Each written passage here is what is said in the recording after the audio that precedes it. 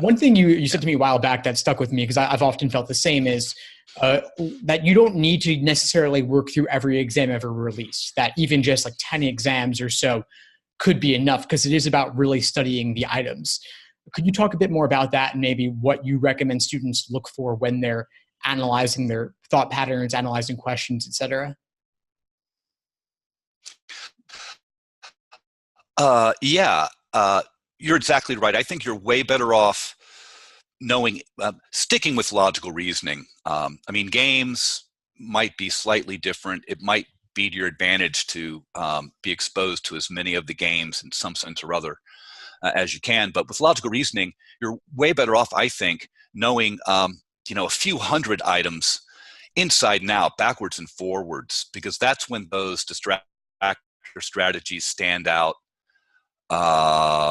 Once you really understand the nuts and bolts of these things, the details, how they're put together, why certain answer choices tend to show up, that's when you're more likely to start to get these things right.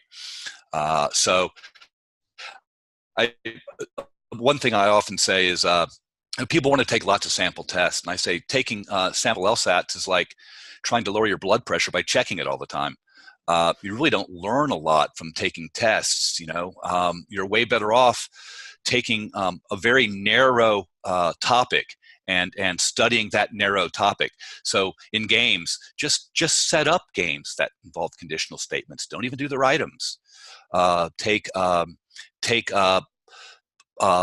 necessary assumption items and just spend an hour and a half doing nothing but necessary assumption items to help you distinguish them from sufficient assumption items. So the more narrowly you focus a study session on a particular task, I think the better those tricks stick.